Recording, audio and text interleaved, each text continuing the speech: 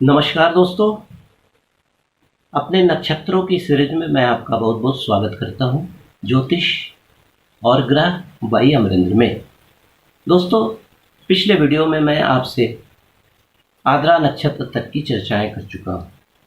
आज जिस नक्षत्र पर मैं कंटेम्पलेट करूंगा, जिस नक्षत्र के बारे में चर्चा करूंगा, उस नक्षत्र का नाम होगा पुनर्वसु। तो मेरा ये कहना है कि पुनर्वसु नक्षत्र के जो 4 चरण होते हैं, तो पुनर्वसु नक्षत्र में जिनका भी जन्म हुआ है, अगर वो प्रथम 3 चरण में उनका जन्म हुआ है, तो प्रथम, द्वितीय या तृतीय में, तब उनकी जो राशि होगी वो मिथुन राशि होगी। लेकिन पुनर्वसु के अगर चतुर्थ चरण में उनका जन्म हुआ है, तब उनकी राशि जो होगी वो कर्क राशि हो जाएगी। तो आइए चर्चा करते हैं, क्योंकि देखिए, पुनर्वसु नक्षत्र अपने आप में एक बहुत ही उत्तम नक्षत्र माना जाता है, क्योंकि इसके जो राशि स्वामी होते हैं, नक्षत्र के जो स्वामी होते हैं, वो बृहस्पति देव होते हैं। और बृहस्पति आपको पता है देवगुरु होते हैं। बृहस्पति प्राण वायु होते हैं, वो हमारे पूरे शरीर को एनर्जी, ऑक्सीजन प्रोवाइड करते हैं। अगर आपकी जन्मपत्री में बृहस्पति की स्थिति अच्छी है, तो फिर ये मानकर चलिए कि आपकी ज़िंदगी में किसी तरह का कोई प्रॉब्लम नहीं आने वाला है। कहा जाता है कि बृहस्पति की जो दृष्टि होती है वो अमृत की दृष्टि होती है, और उनको कुछ स्पेशल दृष्टियाँ प्रदान की गई हैं। जैसे वो अपने घर से 5वें, 7वें और 9वें को देखते हैं, और जहाँ पर उनकी दृष्टि पड़ती है उस घर को वो रिच कर देती है।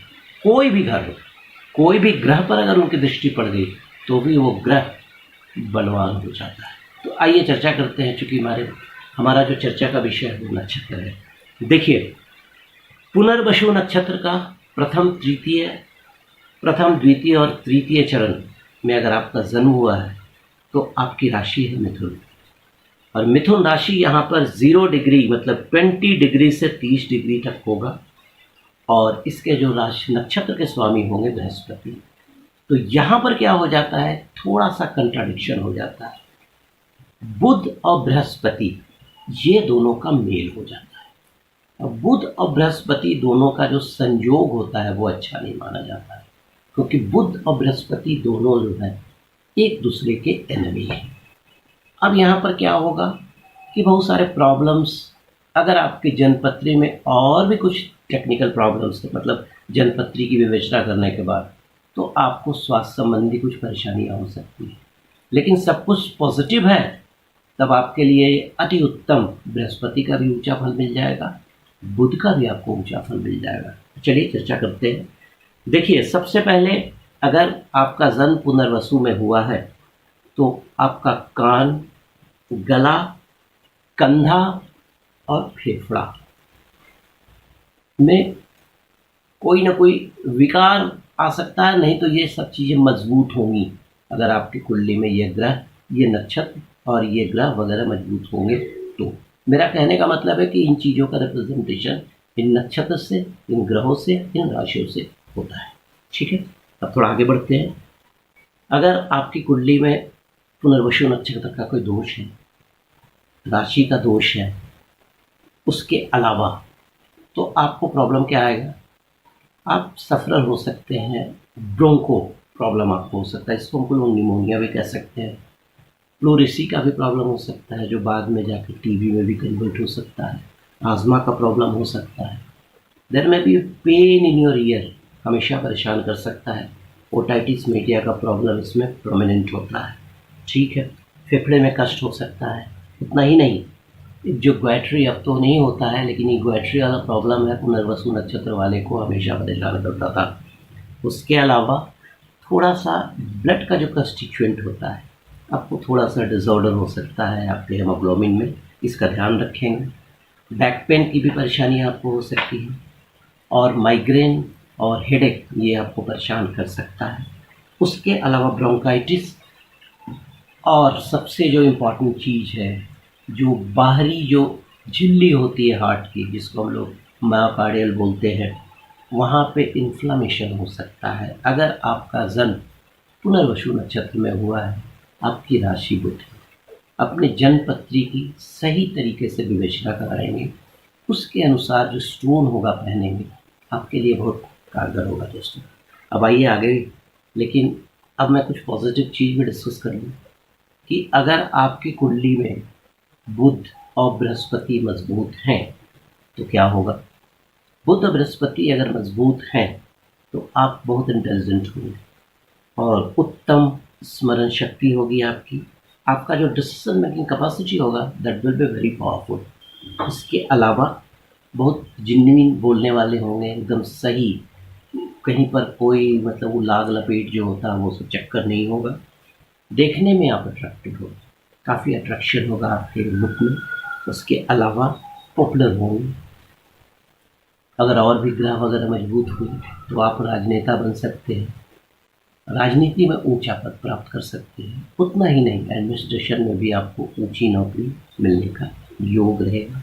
हाँ, चूँकि बृहस्पति और बुध ये दोनों थोड़ा लेज़ी भी बनाते हैं तो थोड़ा सा आप में लेजीनेस आ सकता है। इन चीज़ों का ध्यान रखिए। अब आइए चर्चा करते हैं कि अगर आपका जन्म पुनर्वसु नक्षत्र में हुआ है, राशि बुध है, मिथुन राशि है, तो आप करेंगे क्या। देखिए, अगर आपका जन्म पुनर्वसु नक्षत्र में प्रथम, द्वितीय और तृतीय चरण में हुआ है और आपकी राशि मिथुन है, तो जैसा मैंने पिछली बार भी कहा था, आप एक अच्छे जर्नलिस्ट हो सकते हैं। पब्लिकेशन हाउस आपका हो सकता है, पब्लिकेशन हो सकते हैं। उसके अलावा बहुत अच्छे इन्विजिलेटर हो सकते हैं, इंस्पेक्टर हो सकते हैं।